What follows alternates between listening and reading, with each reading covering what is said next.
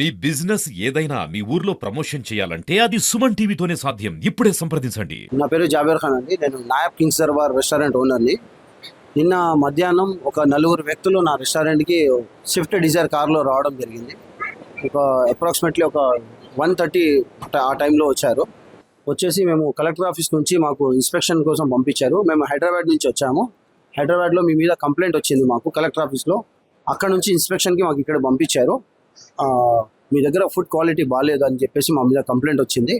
అందుకని మేము ఇన్స్పెక్షన్ చేస్తున్నామని డైరెక్ట్ వచ్చేసి కిచెన్లోకి వెళ్ళి వీడియోలు తీస్తున్నారు డైరెక్ట్గా. అయితే నేను కౌంటర్ మీద నుంచి వచ్చాను లోపలికి. సార్ ఎవరు సార్ మీరు, ఏం కావాలి అని చెప్పేసి వాళ్ళకి చెప్పడం జరిగింది. వాళ్ళేమో మేము ఫుడ్ ఇన్స్పెక్టర్ నేను నాకు కలెక్టర్ ఆఫీస్ నుంచి సీసీ గారు పంపించారు. మీ దగ్గర ఫుడ్ క్వాలిటీ ఏముంది అని చెక్ చేసామని చెప్పారు. మేము ఇచ్చే రివ్యూని బట్టి మీరు ఏమవుతుందో ఏందో చూసి ఆలోచిద్దాం, మీరు ఒక 2 నిమిషాలు పక్కన నిలబడని చెప్పేసి ప్రతి ఒక్క ఫుడ్ని చాలా పరిశీలనగా ఒక ప్రొఫెషనల్స్ ఒక ఆఫీసర్ ఎట్లా దాన్ని పరిశీలిస్తారో ఆ విధంగా వాళ్ళు పరిశీలిస్తున్నారు. నేను చూసుకున్న వాళ్ళని సరే వాళ్ళు చూడండి, ఇప్పటికైతే స్టార్ట్ చేసిందే ఇప్పుడు ఫుడ్ అలాంటిది ఏమైనా బ్యాలెన్స్ అంటూ ఏం లేదు, మీరు చూసుకోండి అని నేను చెప్పాను. వాళ్ళు చూసుకుంటున్నారు. చూస్తూ ఏం చేస్తారంటే ఒక తందూరి పీస్ని డైరెక్ట్గా కుక్ చేసి బయటికి తీసిన తర్వాత అది ఎంత వేడిగా ఉంటుందో అదే వేడి మీద వాళ్ళ చేతులు పట్టుకొని వాళ్ళు ఫోటో తీసుకుంటే ఇది 2 days నుంచి ఉంది ఇది అని చెప్పేసి ఫోటో తీయమని వాళ్ళ పక్క వాళ్ళని చెప్పారు. అప్పుడు నాకు డౌట్ కలిగింది, వీళ్ళు రియల్గా వీళ్ళు ఫుడ్ ఇన్స్పెక్టర్ లేనా లేక ఫేక్ వాళ్ళు ఎవరైనా వచ్చారని డౌట్ వచ్చింది. సరే సార్ అంటే నేను కూడా వాళ్ళకి అనుకూలంగా మీరు ఏం కావాలో అని చెప్పేసి సార్ కూర్చోండి, ఏం కావాలో చెప్పండి అని చెప్పేసి వాళ్ళు కూర్చోబెట్టి వాళ్ళు ఇంతలో ఒక ఫుడ్ ఇన్స్పెక్టర్ అని చెప్పి వచ్చిన ఒక అతనేమో బయట నిలబడ్డారు. తనకు అసిస్టెంట్గా ఉన్న ఆయన ఒక లోపల వచ్చి నాతో డీల్ మాట్లాడడానికి లోపల వచ్చారు. కూర్చోమని చెప్పి కుర్చీలు ఏమని చెప్తే కుర్చీలు వేయించాను. కుర్చీలు వేసిన తర్వాత సార్తో నేను మాట్లాడాను. ఇక్కడ మీ రివ్యూ మంచిగా ఇవ్వాలంటే కనీసం మీరు ఒక 2 లక్షలు ఇవ్వండి. అందులో ఒక 1 lakh రూపీస్ కిరణ్ కుమార్ సార్కి మన ఫుడ్ ఇన్స్పెక్టర్ గారికి పంపించేది ఉంది. అందులో 50,000 సీసీ గారికి పంపించాలి. 50,000 మేము హైదరాబాద్ నుంచి వచ్చి ఇక్కడ మొత్తం వచ్చినందుకు రానుపోను ఛార్జ్ చేసి మాకు కూడా తల 10,000 మిగిలాలి అంటే ఒక క్లారిటీగా వాళ్ళ అమౌంట్ని ఎలా డిస్ట్రిబ్యూట్ చేసుకుంటున్నారు, దాన్ని ఎట్లా యూజ్ చేస్తారు, ఎవరెవరికి పంచుతున్నారో అటు క్లారిటీగా నాకు చెప్పారు. సార్ నాకు మొత్తం ఒక సీన్ అర్థమైపోయి నేను వీళ్ళని ఏం చేశాను అంటే సరే సార్ కూర్చోండి, మీకు 2 lakhs అంటే ఇప్పుడు వాళ్ళు ఇవ్వమంటే కాదు, పని చేయండి సార్, ఒక 1 lakh రూపీస్ మీకు 1.5 lakh ఒక 2 daysలో ఇస్తాను, ఒక 50,000 ఇప్పుడు ఇస్తాను అంటే లేదు 1 lakh ఇవ్వాలి.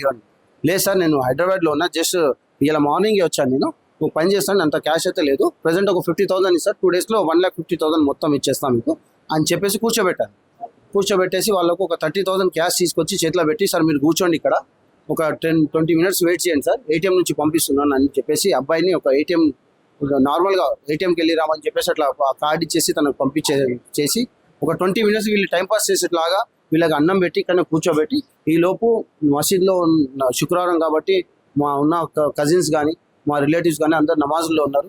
ఈ లోపు వీళ్ళు వర్కర్స్ అందరూ నేను వాళ్ళలాగే యాక్ట్ చేస్తూ అవును వీళ్ళు నేను వీళ్ళకి ఇచ్చేలాగా డబ్బులు ఇచ్చేలాగా వీళ్ళని నమ్మించి అట్లనే కూర్చోబెట్టి మా వాళ్ళందరినీ బయట పిలిపించి వాళ్ళు మొత్తం తిన్నదాకా బయట వీళ్ళు నిలబడ్డారు. వీళ్ళు తిని బయటికి వచ్చిన తర్వాత వాళ్ళని క్యాచ్ చేసి పట్టుకొని లోపల లాక్ చేయడం జరిగింది. దాని తర్వాత ఫుడ్ ఇన్స్పెక్టర్ గారికి ఫోన్ చేశాను. సార్ ఇట్లా పరిస్థితి మీరు చెప్పారు కదా సార్, వాళ్ళు ఎవరో నాకు తెలియదు ఇట్లా వచ్చారు, మీరు పట్టుకున్నా సార్, నేను అంటే సిఏ గారి దగ్గర తీసుకెళ్ళండి నేను వస్తున్నా అని చెప్పి సార్ చెప్పారు. ఏమంటే వాళ్ళని తీసుకెళ్ళి సిఏ గారికి చెప్పాను. అందులో ఇన్స్పెక్టర్ గారు ఫుడ్ ఇన్స్పెక్టర్ కూడా అక్కడికి వచ్చేసి వాళ్ళు కూడా కేసు ఫైల్ చేస్తా అని చెప్పారు. సీరియస్గా వాళ్ళని కూర్చోబెట్టి వాళ్ళు అంటే అసలు కిరణ్ కుమార్ సార్ వాళ్ళని సార్ని కూడా వాళ్ళు గుర్తుపట్టలేదు. నేను ఎవరో తెలుసా అంటే నేను ఎవరని తిరిగి అడుగుతున్నారు, తెలియదు సార్ అంటున్నారు. నేను ఇంతవరకు మీరు పేరు యూజ్ చేసింది కిరణ్ కుమార్ గారికి 1 lakh రూపాయలు ఇస్తారన్నారు కదా, అది నేనే అని సార్ చెప్పడం వల్ల వాళ్ళు షాక్ అయ్యి ఏం చెప్పాలో వాళ్ళకు కూడా అర్థం కాకపోతే సిఏ గారు వాళ్ళది నిలబడి అసలు ఏం జరిగింది వాళ్ళ మాటల్లోనే వాళ్ళ వాంగ్మూలం తీసుకొని వాళ్ళు తప్పు చేసినట్టు నిర్ధారించుకొని నా సీసీ కెమెరా వీడియోస్ అన్ని తీసి ఇచ్చాను. అవన్నీ కన్ఫర్మ్ చేసుకొని వాళ్ళ మీద కేసు ఫైల్ చేసి రిమాండ్కి తరలించారు. వాళ్ళని ఇవాళ మార్నింగ్ రిమాండ్కి పంపించారు.